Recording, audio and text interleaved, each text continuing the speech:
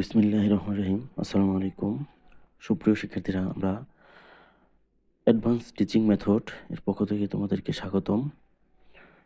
আমি মাসুদ রানা। শুরু করছি ৮ম শ্রেণীর ২য় অধ্যায় মুনাফা। এই অধ্যায়ের আমরা শুরু করব। এই অধ্যায় শুরু করার আগে আমাদের কিছু বেসিক ধারণা লাভ করতে হবে।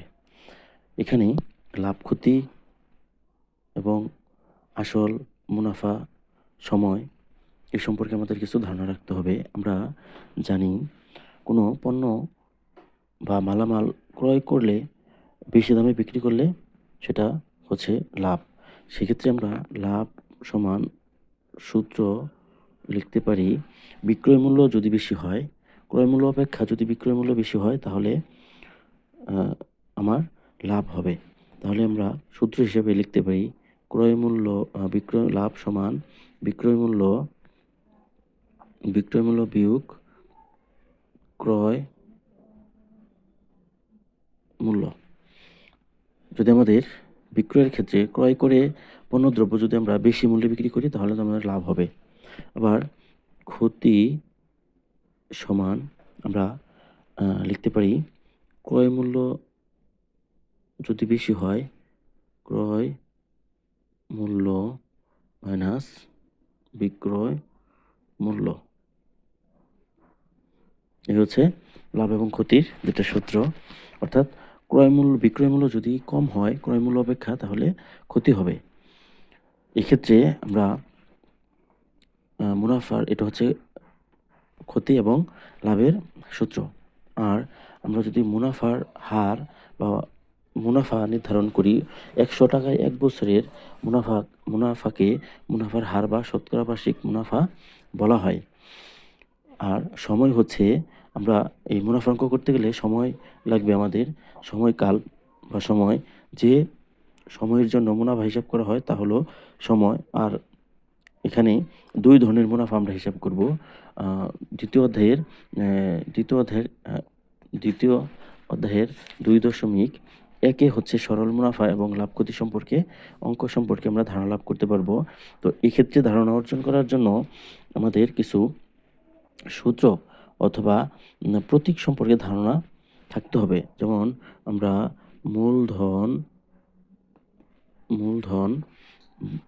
মূলধন বা আসল কে প্রকাশ করব পি দ্বারা, অর্থাৎ পি মান হচ্ছে প্রিন্সিপাল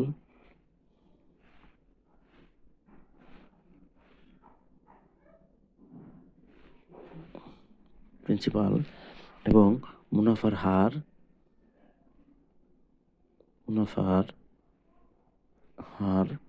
আমরা নির্ধারণ করব আর দ্বারা, অর্থাৎ রেট অফ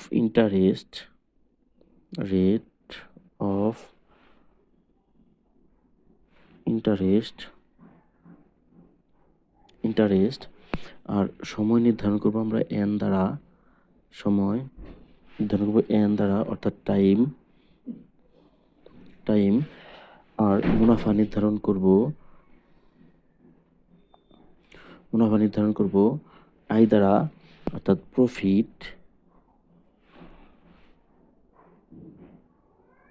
প্রফিট।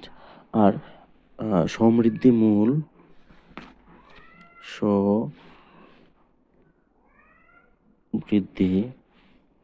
মূলধন বা মুনাফা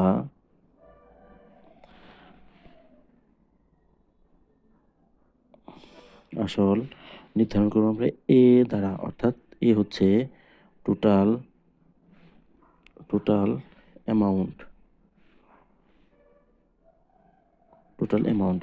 এই হচ্ছে আমাদের মুনাফা অংশের কিছু প্রতীক। মূলধন বা আসলকে আমরা পি দ্বারা আইডেন্টিফাই করব বা নির্ধারণ করব। মুনাফার হার আর দ্বারা নির্ধারণ করব। সময় এন, মুনাফা আই এবং সমৃদ্ধি মূলধন বা মুনাফা আসলকে আমরা এ দ্বারা নির্ধারণ করব বা আইডেন্টিফাই করব। আমরা এখন কিছু মুনাফা আসলের কিছু সূত্র দেখব।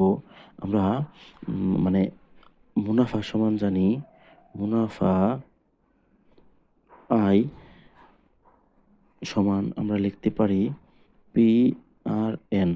এক্ষেত্রে আমি প্রতীকগুলো লিখে দিয়েছি। এই যে প্রতীক পি হচ্ছে আসল বা মূলধন, এন হচ্ছে মুনাফার হার, আর হচ্ছে মুনাফার হার, এন হচ্ছে সময়।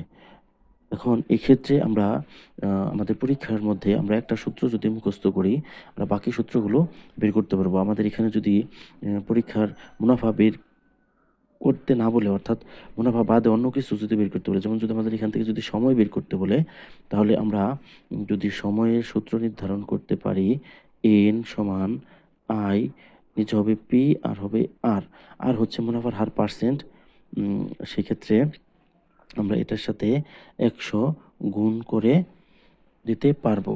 অনুরূপভাবে আমরা যদি মুনাফার হার বের করি, মুনাফার হার আর যদি আমরা বের করি, তাহলে আই পি এন এটার সাথে আমরা 100 গুণ করে দেবো, যেহেতু আমাদের মুনাফার হার বের করতে বলছে। অর্থাৎ আমাদের এখান থেকে যে কোনো আমরা যদি মুনাফা সূত্রটা যদি মুখস্থ করি, তাহলে আমরা সহজেই সময় নির্ধারণ করতে পারবো। কেননা আমরা এখানে আমাদের বের করতে বলছে এন, এই এনকে আমরা রেখে, এটা কোন অবস্থায় আছে, যদি আমরা পি আর এনকে আয়ের সাথে ভাগ করে দেই, তাহলে কিন্তু আমাদের সময় পাইতেছি, সময় বের করতে পারবো। ঠিক একইভাবে আমরা যদি আর বের করি, তাহলে আর আমরা রেখে পি এনকে আমরা কি করব, ভাগ করব, তার সাথে মুনাফার সাথে ভাগ করে দেব, তাহলে আমাদের মুনাফার হার বের হবে।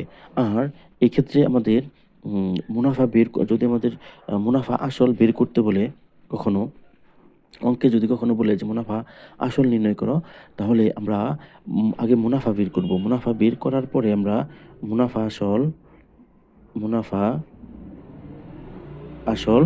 বের করতে পারবো। অর্থাৎ পি যোগ আই যদি লিখি, তাহলে আমাদের মুনাফা আসল বের হবে। অর্থাৎ মুনাফা আমরা বের করে আসলের সাথে যদি আমরা মুনাফা যোগ করি, তাহলে আমাদের মুনাফা আসল বের হবে। এটা হচ্ছে মুনাফা আসলের সূত্র। আমরা এইভাবে ছাড়াও মুনাফা আসলের সূত্রকে আমরা এ দ্বারা আইডেন্টিফাই, অর্থাৎ সমৃদ্ধি হলো মুনাফা আসলকে এ দ্বারা আইডেন্টিফাই করে আমরা সূত্র লিখতে পারি। এটার থেকে আমরা সূত্র বের করতে পারি পি প্লাস আমরা আই সমান জানি হচ্ছে পি আর এন। এখন আমরা এখান থেকে যদি আই যদি কমন নেই, তাহলে এখানে থাকতেছে 1 প্লাস আর এন। এটা হচ্ছে মুনাফা আসলের সূত্র। হচ্ছে এটা। সুপ্রিয় শিক্ষার্থীরা, এই তোমাদের আশা করি তোমরা এই সূত্রগুলো এবং লাভ ক্ষতি, মুনাফা আসলের সূত্র, এগুলো ভালোভাবে বুঝতে পারছো। আমরা এখন তোমাদের পাঠ্য বইয়ের 15 পৃষ্ঠার পাঠ্য বইয়ের 1 নম্বর উদাহরণ করার চেষ্টা করব। এখানে পাঠ্য বইয়ের উদাহরণ হচ্ছে 13 নম্বর পৃষ্ঠায়।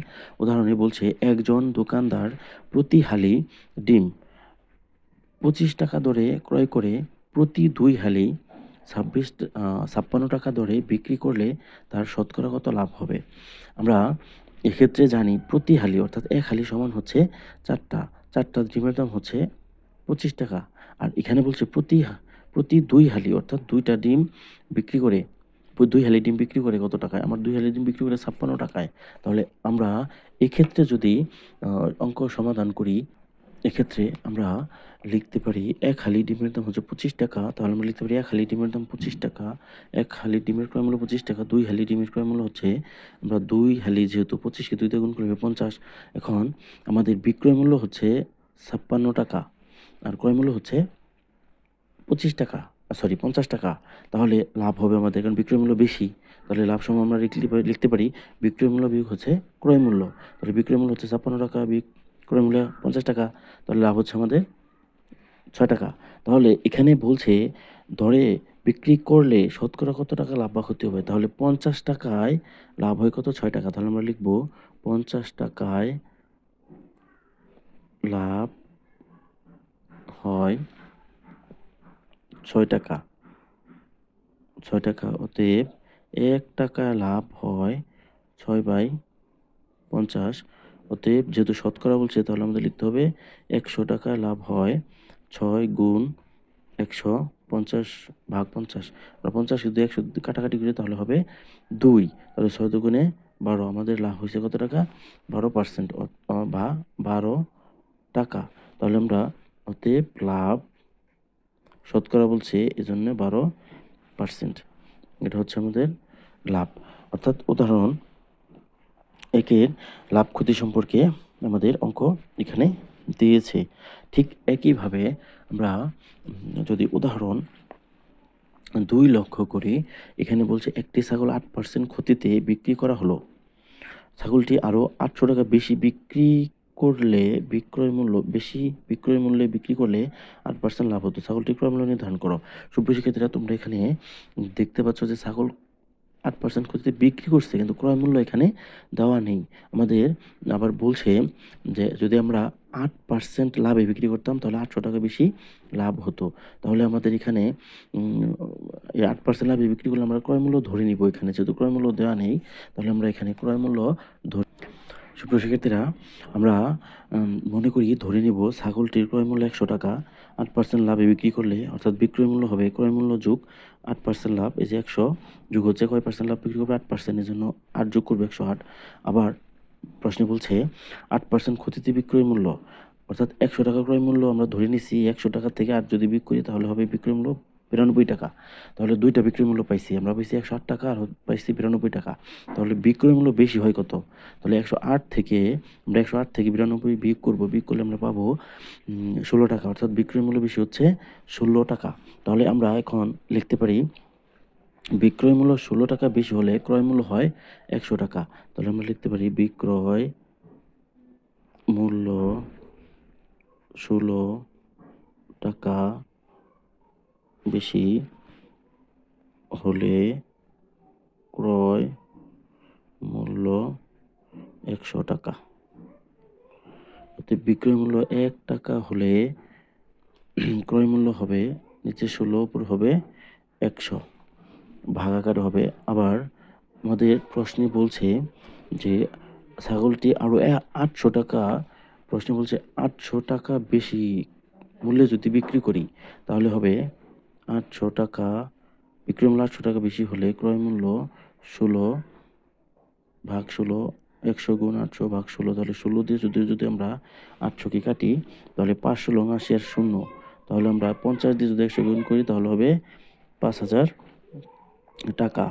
এটা হচ্ছে ছাগলটির ক্রয় মূল্য। তাহলে আমরা লিখতে পারি অতএব ছাগলটির ক্রয় মূল্য 5000 টাকা। এটা হচ্ছে 2 নম্বর উদাহরণ লাভ ক্ষতি অঙ্কের সমাধান। এই অঙ্কের সাথে তোমাদের পাঠ্যবইয়ের কয়েকটা অঙ্ক আছে, মিল পাবে তোমরা। 1 2 3 এই 3টা অঙ্ক হচ্ছে এই লাভ ক্ষতি বা মুনাফার অঙ্ক। এই 3টা তোমরা করার চেষ্টা করবে। আর আমরা লাভ ক্ষতির যে সূত্রগুলো দিয়েছি সূত্রগুলো তোমরা ভালোভাবে আয়ত্ত করে নিবে, যাতে অঙ্কগুলো আমরা সহজেই করতে পারি। আজ এ পর্যন্তই। তোমরা অঙ্কগুলো ভালোভাবে প্র্যাকটিস করার চেষ্টা করবে এবং সূত্রগুলো মনে রাখবে, যেন তোমরা অঙ্কগুলো খুব সহজেই সূত্রগুলো বুঝে খুব সহজে অঙ্কগুলো করতে পারো। সুপ্রিয় শিক্ষার্থীরা, তোমাদেরকে ধন্যবাদ জানিয়ে অ্যাডভান্স টিচিং মেথড এর পক্ষ থেকে ধন্যবাদ জানিয়ে শেষ করছি। দেখো, আলোচনা হবে পরবর্তী ক্লাসে। সবার সুস্বাস্থ্য এবং দীর্ঘায়ু ও মঙ্গল কামনা করে শেষ করছি। আল্লাহ হাফেজ।